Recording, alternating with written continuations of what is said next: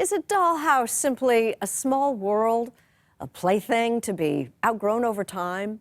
Not for the woman Chip Reid is taking us to visit.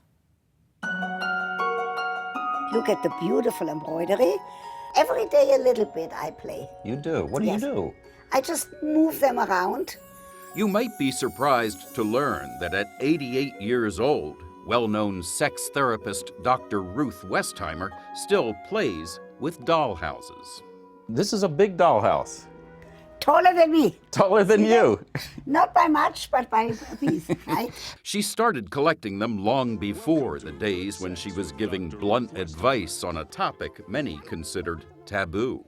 The word is snuggling. You know what that is? That is just hugging and kissing. These books about sex. In this house, there are miniature versions of some of her books on sex, but don't get any ideas. Now, there's no sex in these dollhouses, is there? They don't do it. They don't have sex. Okay, good. No, I don't want them to have sex. I will have sex myself, or I've had sex. I have never had the dollhouses having sex.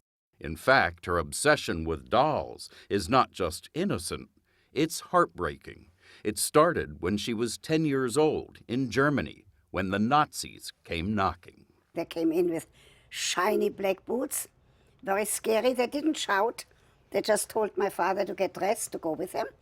My grandmother had in the seam of her long skirt, she had some money. I can see it in front of my eyes right now when I talk to you. She took the money out, she gave it to the Nazi, and she said, "Take good care of my son." Wow. This dress then makes you think of the Nazis taking your father away. Absolutely. Her desperate mother put Ruth on a train to Switzerland to escape the Holocaust. She grew up in an orphanage and never saw or heard from her parents again. Another girl on the train was crying. She was younger than me. I had one doll with me. They only permitted me one doll. I gave that doll to that girl. It's all you had. And that's all I had because she was crying. She needed the doll more than me. And so began her fascination with dolls and dollhouses. If I have to choose one reason why I have them, is that they're all happy in their surroundings. So inside these dollhouses is a kind of safety and stability that you did not have as a child. That's right. Beautiful setup. She's not just captivated by her own collection. Recently, Dr. Ruth visited Small Stories, an exhibit at the National Building Museum in Washington. On loan from London, it features 300 years of dollhouses. So this is a snapshot of life in 1942. Alice Sage is the curator. They become symbols of your own identity and of your relationships with others. Each one is a window into history. 3 centuries ago, they were status symbols for the wealthy. If we look at the Joy wardrobe, which is in fact not a doll's house but a wardrobe, you can see the influence of 17th century Dutch architecture very clearly on the facade with big scrolls and beautiful stained glass windows. This house from 1890 shows the evolution of technology. It has a telephone and a bath with hot running water, exotic novelties at the time. Others tell much darker stories. This one evokes a young girl's fear as she prepares for an air raid during World War II.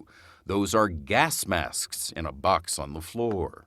She had a very hard time when she was evacuated, and it was a way for her to work through those memories of the war. This was therapy for her. Absolutely. But while many of these miniature architectural wonders focus on bygone eras, the museum commissioned modern designers to let their futuristic imaginations run wild. It is a bit of a scary dream house. It is a bit of a nightmare house. Wendy Evans-Joseph titled her Dollhouse An Ordinary Evening with Nightmarish Monsters Surrounding a Child's Bedroom.